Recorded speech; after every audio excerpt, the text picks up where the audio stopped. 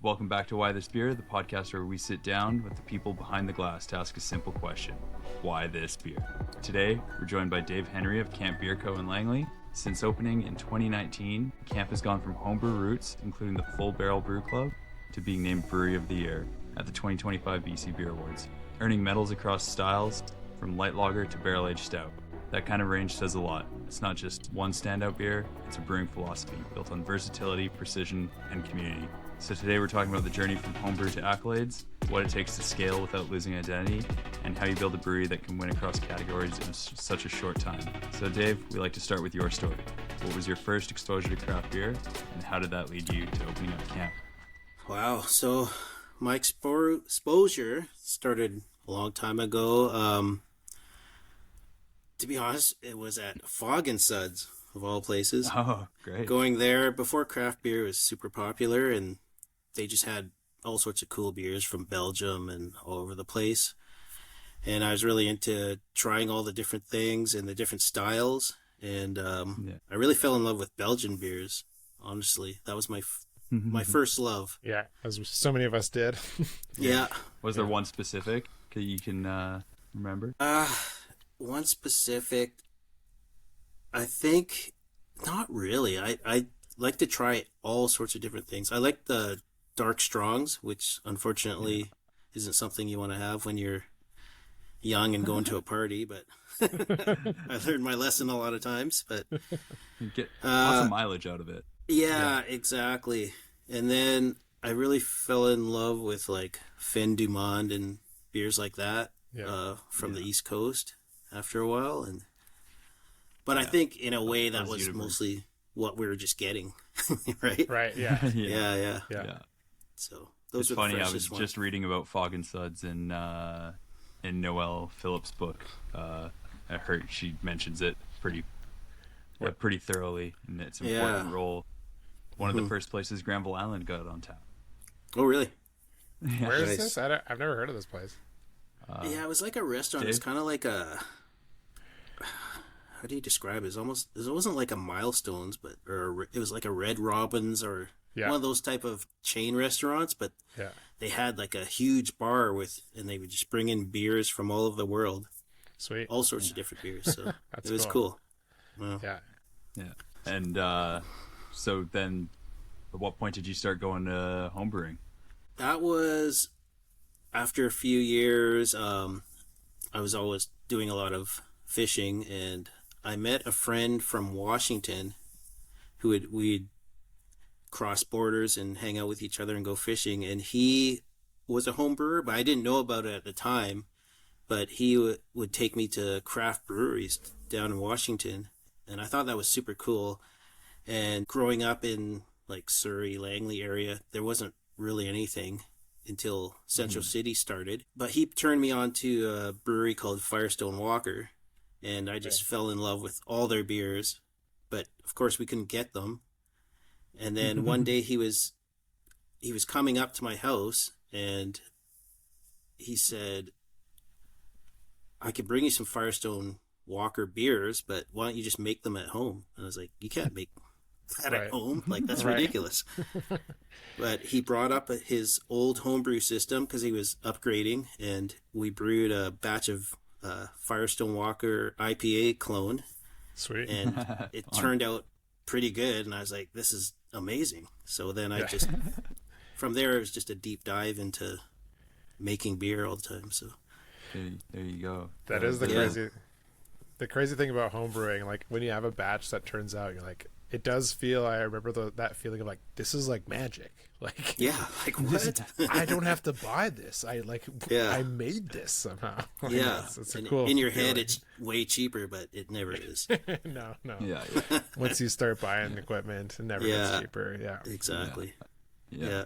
This is it's the classic, teach a man to fish situation. Yeah. Except I guess with homebrewing, it's teach a person to homebrew, and all of a sudden they start thinking about weird business plans. Yeah, totally. Yeah, pretty much. Exactly. Yeah. You're a big part of the the Full Barrel Homebrew Club, right? Or your involvement in that. I started that with so that's another long story. In Langley, we end up getting this little beer bar. It was attached to a liquor store, and they just had this room that they were using for storage, and they weren't using it. And one of the managers there, he decided to open up a little craft beer bar. He started bringing in cool beers from all over the place. So we all started hanging out there, and one of the people that was working there was Tristan Stewart from Temporal. Oh yeah. Yeah. And so I was bringing in my home brews, and we were trying all these different beers, and then we both wanted to join a homebrew club, but there was none in Langley.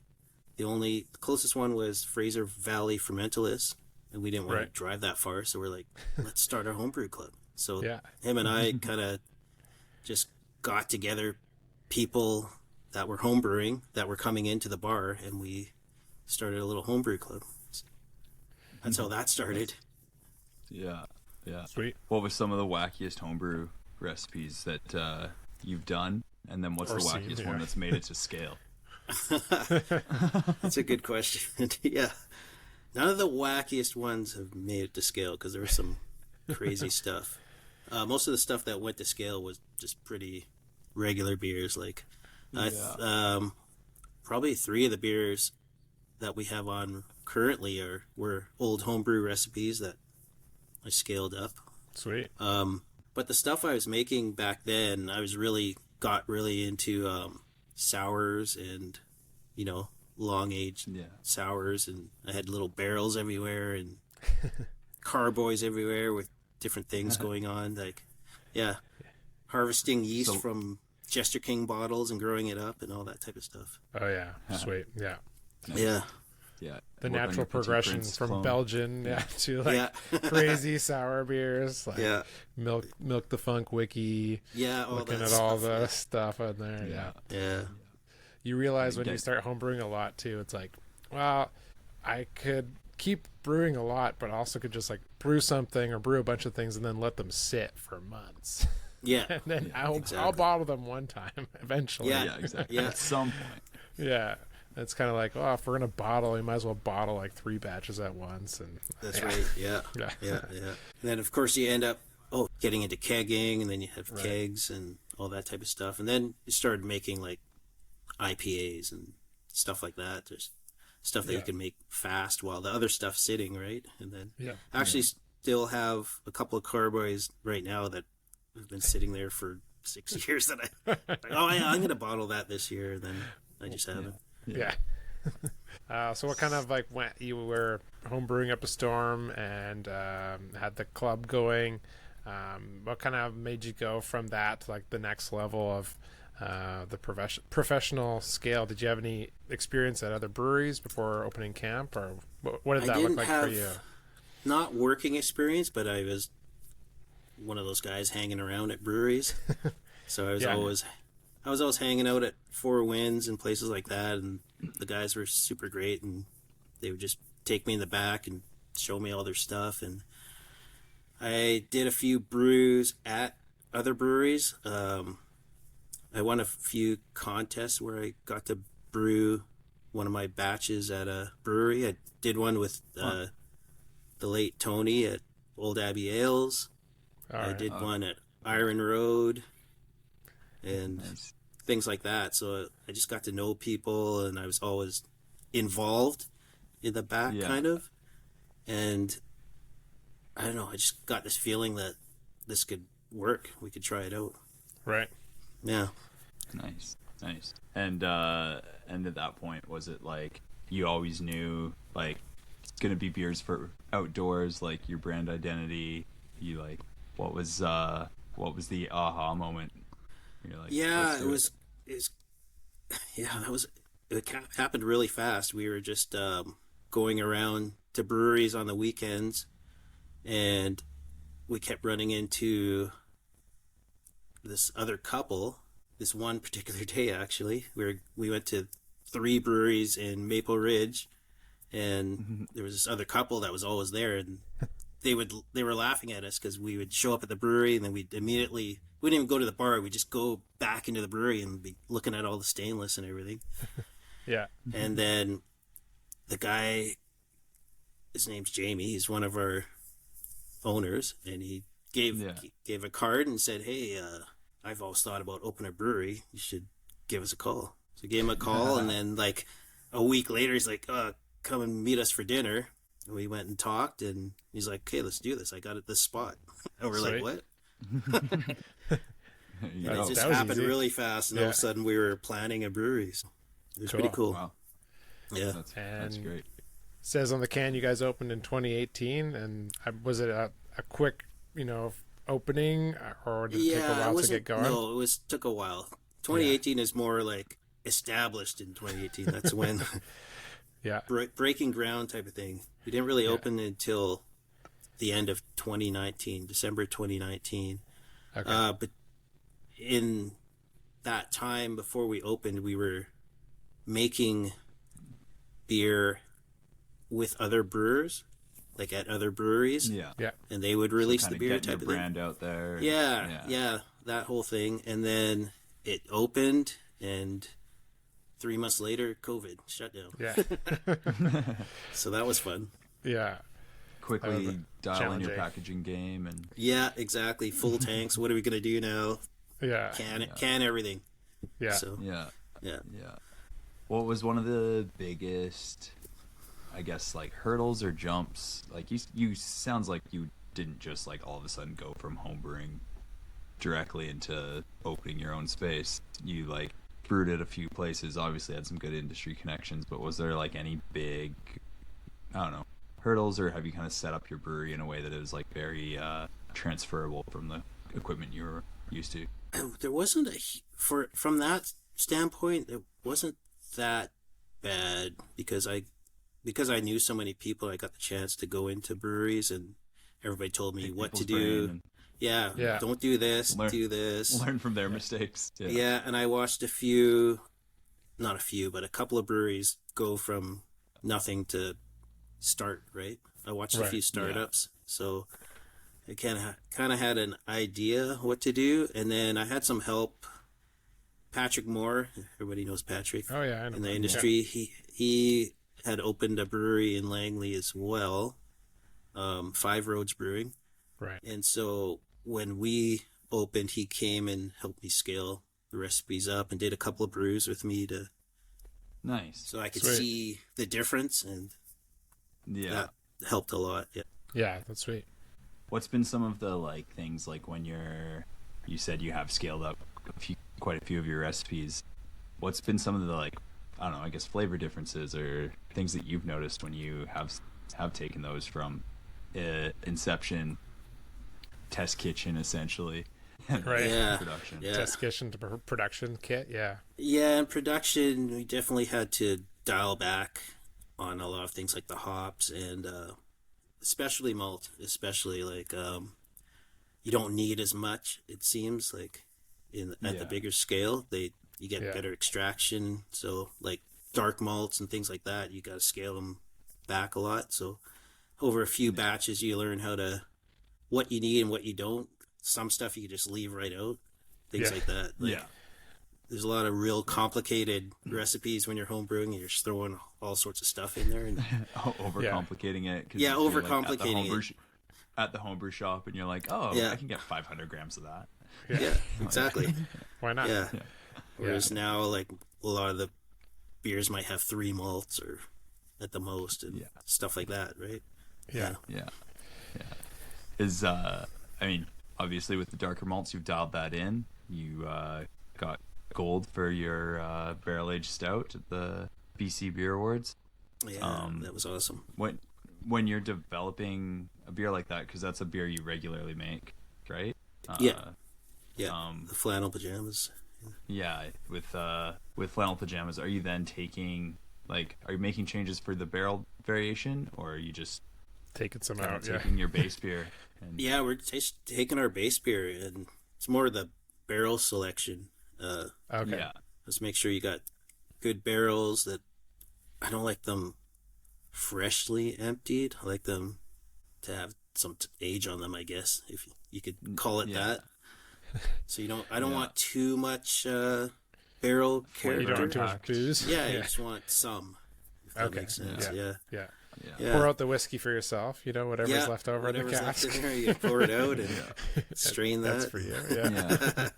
Yeah. Put some water in there, make yourself some swish. There you go. Yeah. Exactly.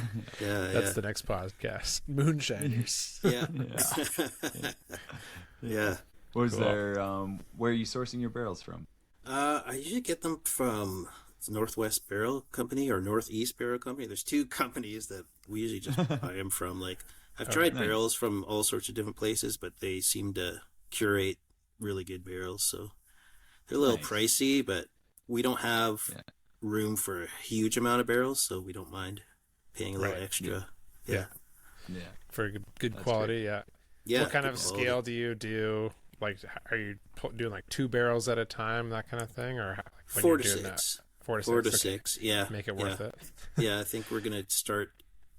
We have a warehouse now, so we might start doing some larger batches, and Gotcha. Nice. yeah, Cool. Now you got to scale up that flannel pajamas. Right? I know. Yeah,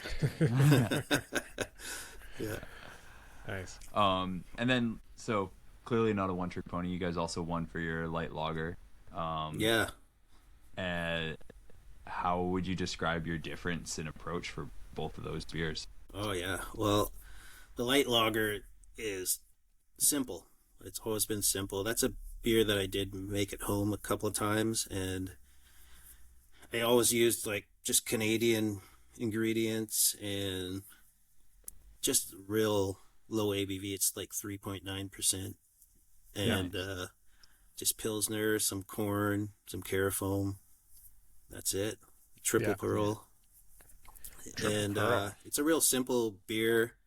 I used to use a little bit of flake barley just so that it wasn't too thin. Right. Yeah.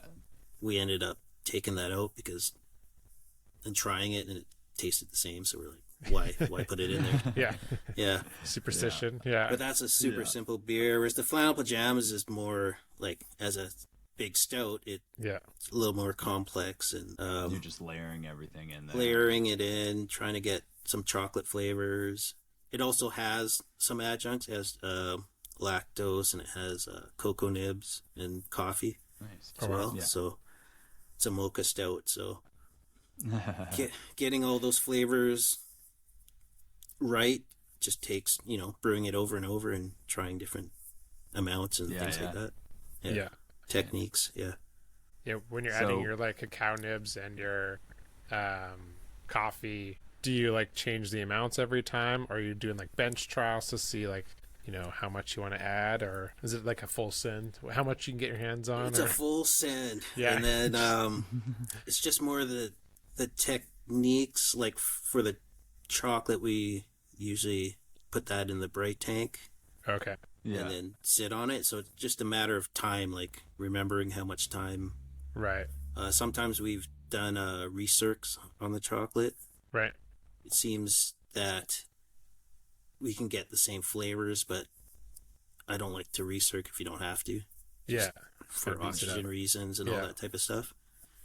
The coffee was always a thing. For our coffee, we try to use like lighter roasts. Yeah. So I try to avoid like the green pepper flavors. Yeah. And I like to have contact for like overnight, basically. Like, Yeah. Really short. yeah, Just keep it short. Yeah. keep it short. And, Basically, like you're making cold brew. yeah, Yeah. exactly. Yeah, Yeah. things like that. Sweet. And then are you just like bagging it in a tank? Yeah, we bag or, it in like, a using tank. A vessel outside of the tank, and No, we bag it in a tank, transfer onto it, and then come in the next day and transfer it again. Like, it's a little too many transfers, so Yeah. that's one thing I'm going to look into is finding a more efficient way of doing that. But Yeah. we don't really need to. We have the time, so it seems to be Yeah. working. So Yeah. it's not a core product yet. yeah, exactly. Yeah, if it's a core product, then I'm like, that oh coffee, no. chocolate, imperial stout is not a core product. Yeah. Yeah, that'd be difficult. One day. Yeah. Cool. Well, should we get into the Windbreaker, the cold IPA? Yeah. I kind of want to hear about that. Yeah, I want to have some actually. I already cracked mine. I'm sorry. I was No, it's I was okay. excited. Nice. I love it. Yeah. You were saying this is now has become a new core product. Yeah, it's become a core product. And that's something that, like, I think pretty uniquely, you're like, oh, we're gonna launch this, see how it does, and see what the market dictates. And the market definitely is thirsty for it. Yeah, people are loving it. Everybody at the brewery loved it when we first made it. It's like our favorite beer, basically. Nice. And Got so we just Crush, Talus, right? That's and all T90 or yeah, at this point, because I haven't been able to find either of those in cryo, so it's a lot of hops going in there. I mean, you can get it, but I haven't been able to get it. Yeah. So yeah, it's a lot of hops, a lot of loss, but it works out great. It's Sweet. Pilsner, Carafoam. In the beginning, we used flaked rice, and then eventually I got rid of that and just used dextrose to dry it out. Right. yeah. So whether it's technically a cold IPA or not, I'm not sure. It used to be. We won't tell Kevin Davey. It's okay. People will argue that there's no rice. Yeah. So That's okay. but Yeah. it matches the style. So, Yeah. Yeah. Fits the style. No, yeah, I just love the cold IPA. It's just hops. Like if you want to drink hops, that's what you're drinking. Yeah. Mm-hmm. Yeah, you're just creating a neutral stage for those to come through and really shine.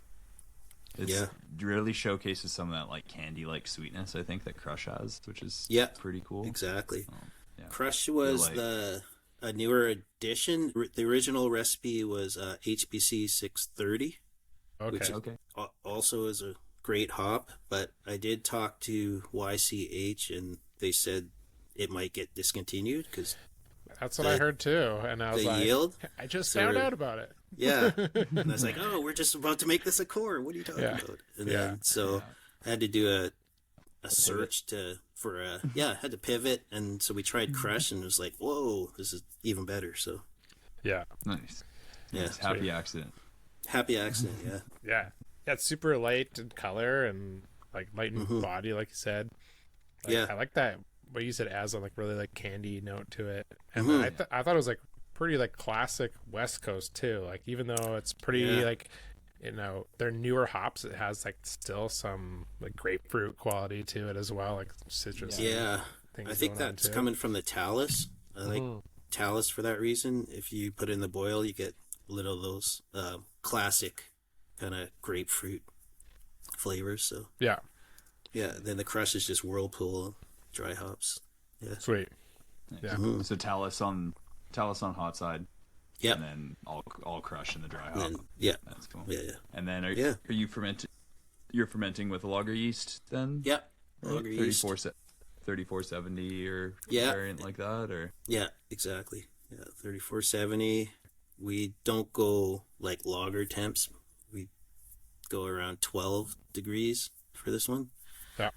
So do you let it warm up for like a warmer dry hop, or do you like to dry hop your beers cold? Like I know we like to warm it people. up. Yeah. Okay.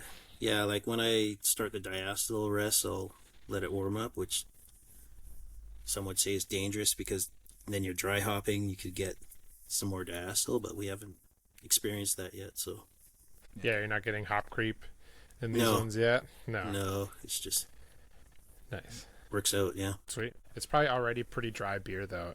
Anyways, I guess so. There's not a lot left. There's not a lot for it to chew. Yeah, on, like it's like under 2 Plato, like 1.5, 1.8 in there. Yeah. So and you're like mashing in pretty low as well in order to just like really dry it out. Yeah, we want it dried out. Yeah. What was the like purpose behind the cold IPA? Like, why did you guys feel like you wanted to brew that style or to add this beer to like your lineup? Or I guess you said it was like a seasonal at first. Yeah, it was just seasonal. I love IPAs, and I just wanted to try. Like we've tried all the different IPAs. We were into the brewed IPA, all that type of stuff, and just wanted to try it out. It sounded like such a cool concept, and we were already making hoppy pilsners and West Coast pills and stuff like that. So I was like, this is like the I don't know, evolution of that. Like, let's get more hops in there, but not necessarily like traditional Pilsner hops. Yeah. Let's get some West Coast hops in there and really taste them. And so we tried it out, and we all loved it. So Yeah. kept it's it a winner going. for sure. Hmm. Cool. Yeah. Nice. Super simple, super crushable for sure. Yeah, yeah, Yeah. yeah. And what allows us to have more lager yeast on all the time. Yeah, no, that's always a Right? nice benefit too of Yeah. of using of brewing these like more like West Coast hoppy beers with lager yeast. Like we have that too at Neighborhood. Like, okay, now we got another beer that we can keep this lager yeast going. Yeah, And it keeps exactly. our other lagers healthier. Like, oh, this is great. Yeah. Just always have good healthy lager yeast all the time. Exactly. Yeah, I like that. Yeah. Hmm. What a treat. Yeah. It's like, yeah, that's, I feel like the hardest part when you're like, you know, working a new recipe into production and you're like, okay, what can I do with the yeast I already have on hand if I'm planning to like do it more than once? Yeah. Yeah. Yeah. Exactly. That's Yeah, the hard yeast- thing. Yeah. Yeast is expensive, man. Yeah. Oh, wow. Yeah. Yeah. Yeah. Or you're like, okay, I have to come up with 2 new beers now. To Yeah. justify exactly. bringing on this We new can't yeast just buy strain. pitch for this. Yeah. How do people rationalize Hefeweizen yeast and then like I don't what else know. are you gonna do? You're gonna do a Hopfenweiss? You're gonna do Yeah. a Dunkelweiss? You have to be friends with 33 acres, is what you gotta. Yeah. Yeah. I think we just start a club where we have one strain and just goes around the breweries. We all take turns with it, you know. You book it in advance and then it just goes down the line. Yeah. That way also nobody has competing beers all at the same time, you know? That's right. Yeah. Yeah. Right. There's like, always okay. one Hefeweizen out in the world. Yeah. Yeah. Yeah. Yeah. I guess Nice. I wanted to ask, you got, I think, did you get 5 awards at the BC Yeah. Beer Awards, and then 6 for like the BC best Yeah. BC brewery? Yeah. When there's definitely like a skill as someone that enters these awards, like Azlan and I do, to like picking the right categories for these beers as well. Yeah. Obviously, you've done well, not only picking the categories, but brewing the beers so that they perform well. That's the hardest part. But when you're choosing like what to enter, are you like being very strategic about that and like kind of like thinking, have you learned things in the past or like, oh, I've entered this beer in this category and now I'm going to do it in this one? Do you have any examples of that?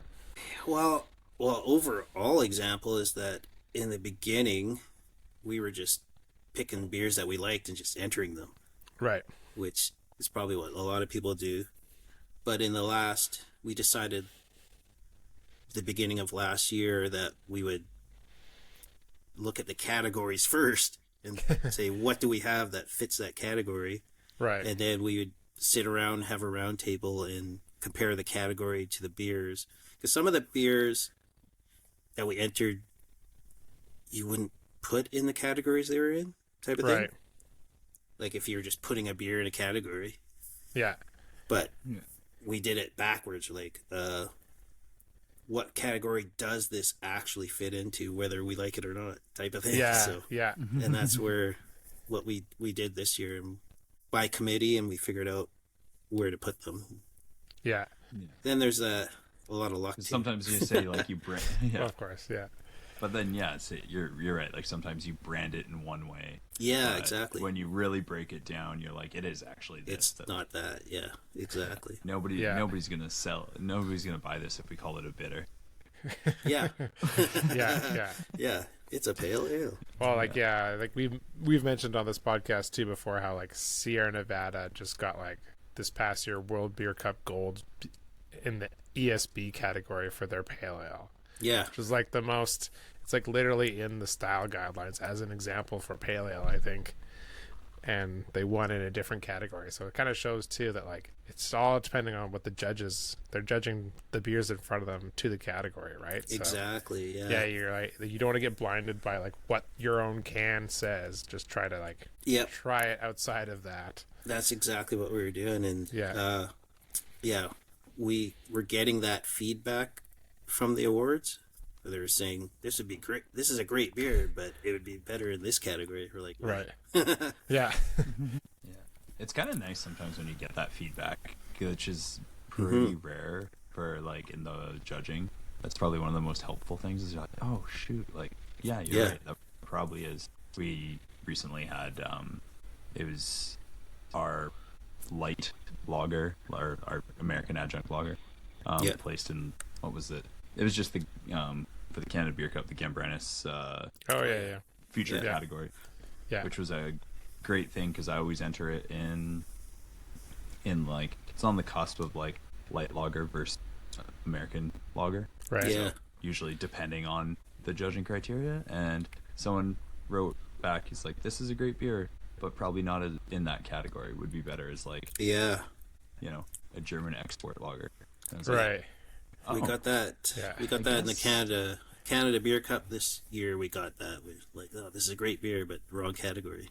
Yeah. Type of thing. And I was, It's like, huh. yeah, and it's like one of those things where I'm like, I'm just like so, I guess like tunnel visioned on the fact that I'm like, well, it's all BC ingredients, so it's like gotta be, Yeah. like, gotta and be it's that. got corn. It can't Yeah, possibly It's like got corn. nobody in Germany is gonna allow this. Yeah. Yeah. Yeah. No, yeah. But I they think don't know it's got corn, right? Exactly. Yeah, exactly. Yeah. Yeah. Yeah. Yeah. So, yeah. So not only did you get Brewery of the Year at BC Beer Awards, but you also got Best Brewery Experience through, that was the Growler? The Growler, yeah. Yeah. Yeah, nice. we've And so that's kind of like, it shows like, not only is it beer quality, but it's also your community connection. Like, how do you think Camp's relationship with Langley and broader BC beer fans shapes that? And Well, I can't say for all of BC, but for Langley, definitely we're big in Langley, and I think it's just we don't have a lot of staff turnover. We have a really good tasting room staff, and they're very personable, and people love them, and they love people, and Nice. it's just a real cool place, and it's set up really well with the big patio, and everybody brings their dogs, and so we've always done well for taproom awards. Like it's a real cool place to hang out, and that's kind of one of the big things right from the start. Is we realized that although we're a brewery, we're a hospitality business. Right? If you don't have that, then you're not gonna do as well, I think. No, definitely. No. Yeah. And like, are you able to say like, you know, essentially treat your tap room in a way of like sample market before, like, do you do a lot of stuff that's like draft only in-house, and then it hits as it move up, or like, you know, we do. That's on the next canning run. Yeah, we do a lot of pilot batches, and we have a program with our staff where each staff member gets to come up with something. We'll brew a pilot batch of it, and some of our beers came from that. Like, we put them on, and people are like, "That's amazing." Yeah. So we just refine that and make a larger batch and things like that. Cool. So, yeah. What's one of those brews that's kind of made it up the charts from a pilot to like a seasonal, I guess? Flannel Pajamas. All right, there you go. Yeah, that was just a pilot batch, and people raved about it. They're like, "This is really good beer." The original Flannel Pajamas was a wee heavy. Okay. We did that for the first couple of years, 3 years, and then, but the new one, it was originally a just mocha stout, and it was 6.5%, and people just loved it, and I was like, this has got to be the new Flannel Pajamas. And so I scaled it up to 10% and went with it. And Yeah. it's a hit. Yeah, So, that sounds like a success. yeah. Yeah. And too good of a name to like not I know. see through. Right. Yeah. Pajamas. Yeah. Originally, we wanted to bottle it and put like a little flannel koozie on it, but then Oh yeah. started looking at the pricing of that and like, oh, we wouldn't make any money on that beer. Yeah, it's not Limited like it's a cheap beer edition. to Yeah, I start. should do a limited edition though. There you go. Yeah, just for Christmas. There, Yeah. That'd be Yeah. fun. Yeah, and you guys have a unique tasting room, and it's like quite big as well, I would say. Yeah. Yeah, like with that inside. flexible And then, kind of like outdoor patio. And Yeah. yeah. And then we took So- over another unit for kind of overflow on the weekends and whatnot. Oh, sweet. And then it was basically sitting idle during the days. This year we started a little coffee shop in there. So oh, cool. that's like 8 to 3 type of thing. It's open and we have like a coffee machine and a couple of baristas in there and make coffee. And Oh, yeah, so that's been... sounds like a great place to work. Yeah. Coffee you all can the time. A Yeah. lot show of up and coffee. coffee's already Yeah. there. Yeah, I got the jitters all the time. So Yeah. yeah. So much efficiency happening. Yeah. And the coffee shop, get this, it's called Campgrounds Coffee.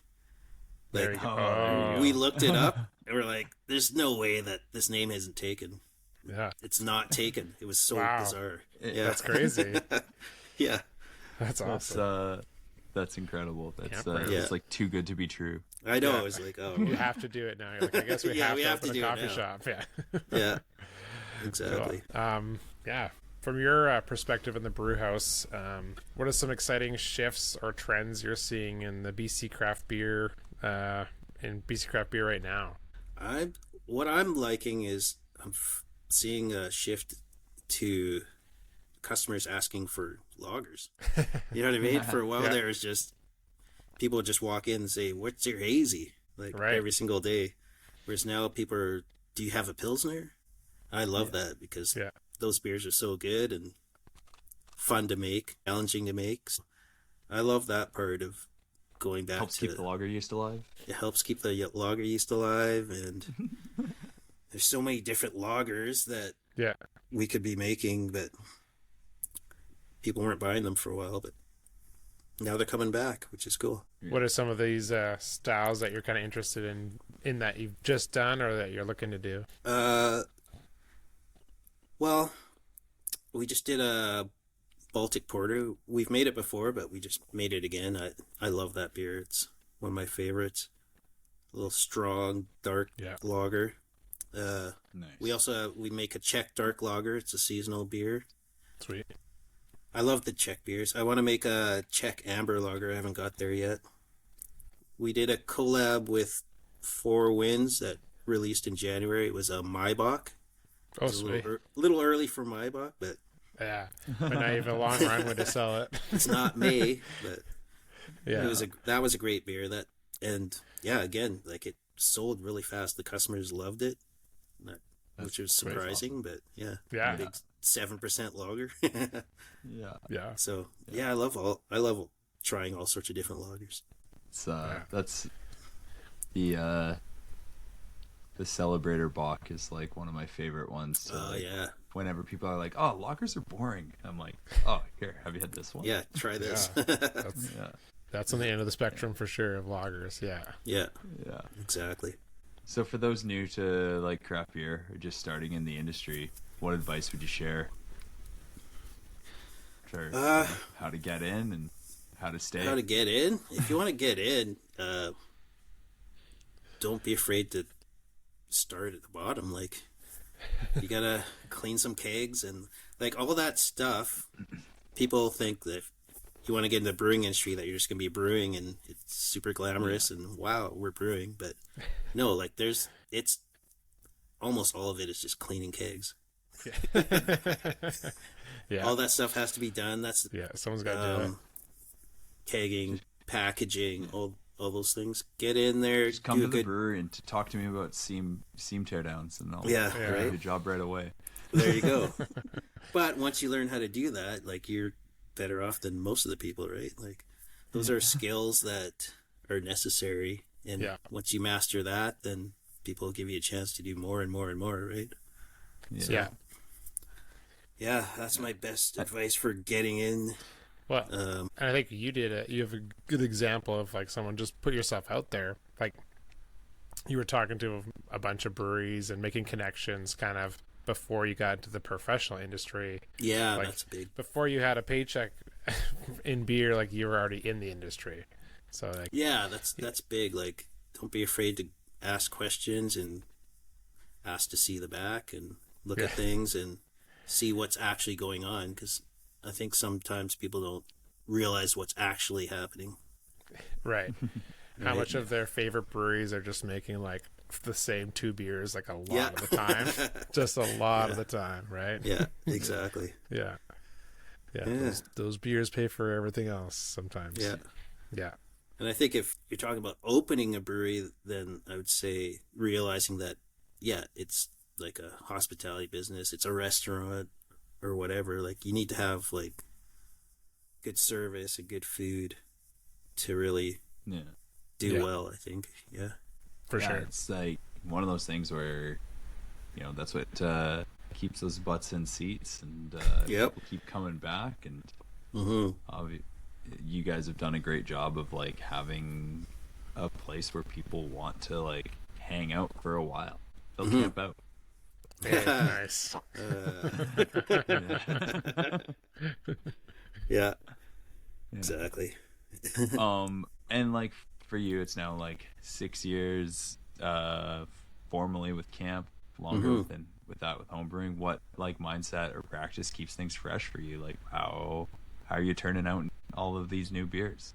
Oh, that's a tough question. Yeah. I don't know. Like, there's always something out there that you want to try, and just being able to have a good base so that you can go outside of it and try things, right? I think that keeps it fresh. Always trying something new. It's getting hard. Like, everybody's done everything.